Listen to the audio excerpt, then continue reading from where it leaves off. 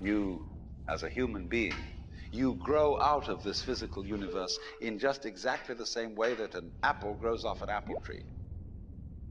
So let's say the tree which grows apples is a tree which apples, using apple as a verb. And a world in which human beings arrive is a world that peoples. And so the existence of people is symptomatic of the kind of universe we live in.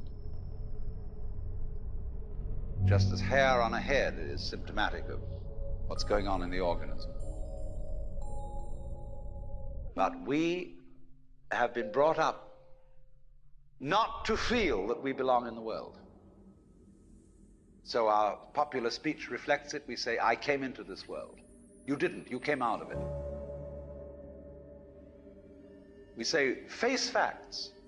We talk about encounters with reality, as if it was a head-on meeting of completely alien agencies, and the average person has the sensation that he is a somewhat that exists inside a bag of skin, a center of consciousness, which looks out at this thing, and what the hell's it going to do to me? I recognize you. You kind of look like me, and I've seen myself in a mirror, and you look like you might be people. So maybe you're intelligent, maybe you can love too. And perhaps you're all right. Some of you are anyway. You've got the right color of skin, or you have the right religion, or whatever it is, you're okay. But there are all those people over in Asia, Africa, and they may not really be people. When you want to destroy someone, you always define them as unpeople.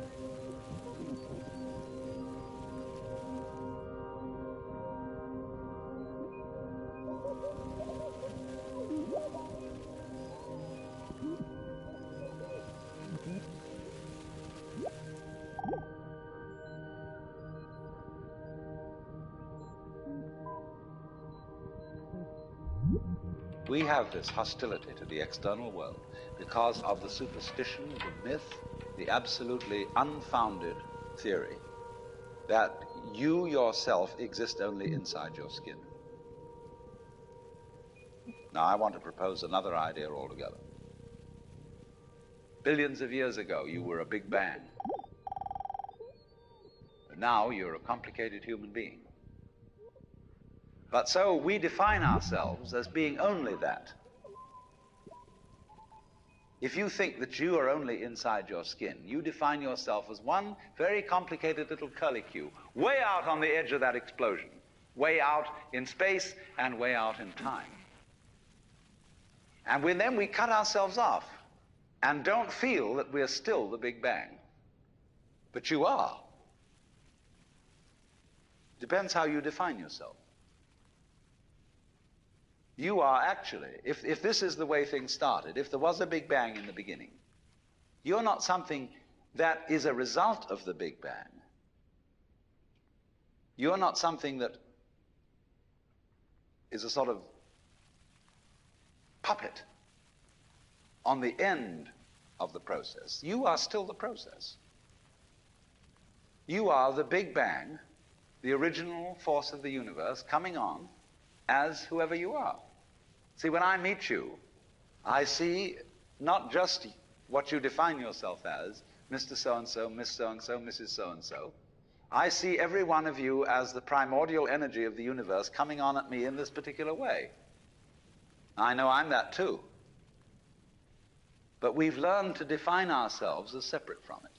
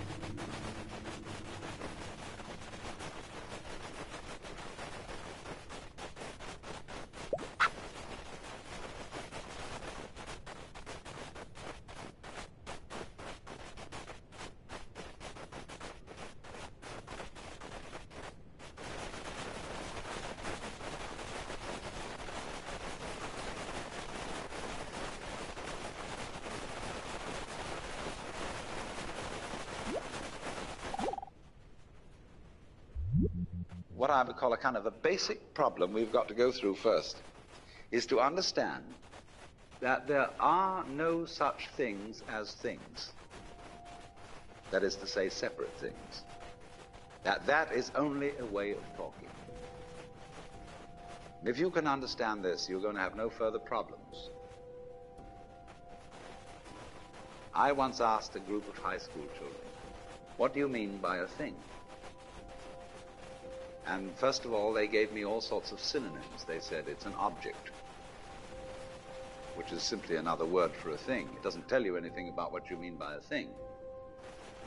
Finally, a very smart girl who was in the group said a thing is a noun. And she was quite right. A noun isn't a part of nature, it's a part of speech. There are no nouns in the physical world. There are no separate things in the physical world either. See, the physical world is wiggly. The clouds, mountains, trees, people are all wiggly. And only when human beings get working at things, they build buildings in straight lines and try and make out that the world isn't really wiggly. But here are we sitting in this room all built on straight lines, but each one of us is as wiggly as all get out.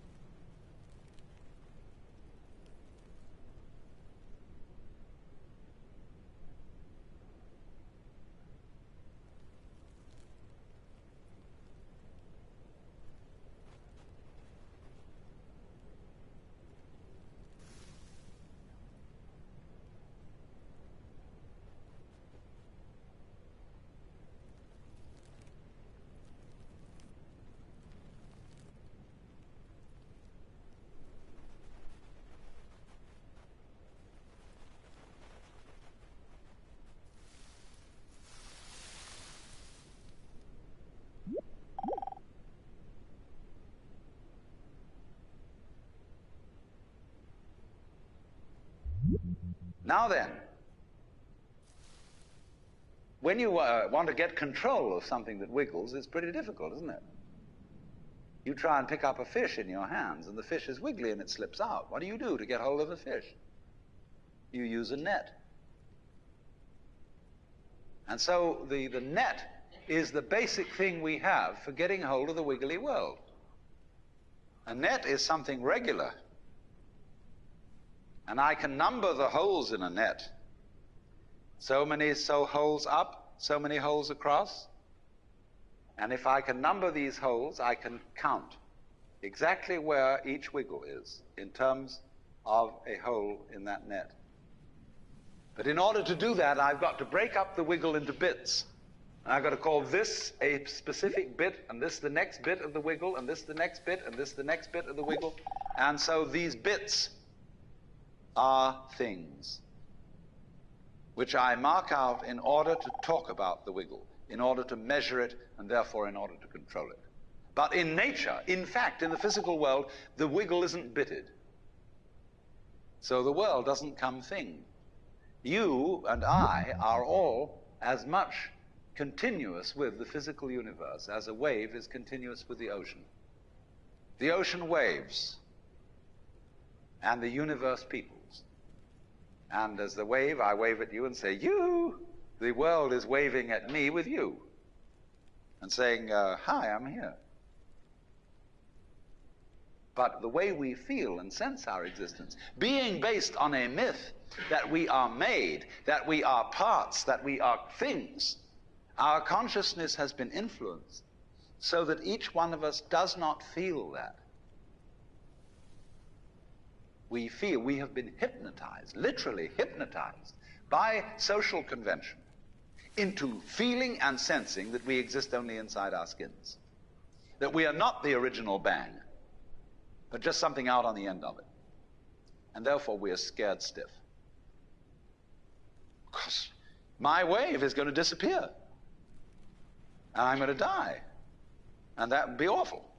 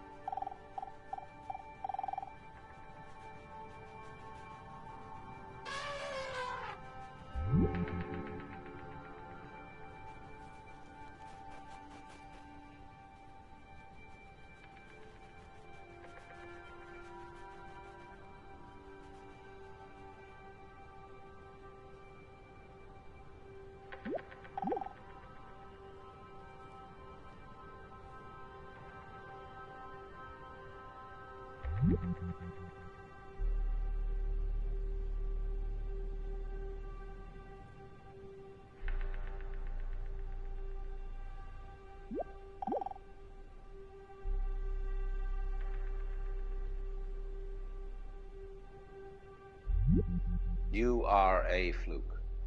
You are a separate event. And you run from the maternity ward to the crematorium, and that's it, baby. Now, why does anybody think that way? There's no reason to, because it isn't even scientific. It's just a myth. And it's invented by people who wanted to feel a certain way. They want to play a certain game. Camus said there is only really one serious philosophical question, which is whether or not to commit suicide. Should you or not commit suicide? This is a good question. Why go on? And you only go on if the game is worth the candle. Now, the universe has been going on for an incredible long time. And so really, a satisfactory theory of the universe has to be one that's worth betting on. That's it seems to me, absolutely elementary common sense. If you make a theory of the universe which isn't worth betting on, why bother? Just commit suicide. But if you want to go on playing the game, you've got to have an optimal theory for playing the game.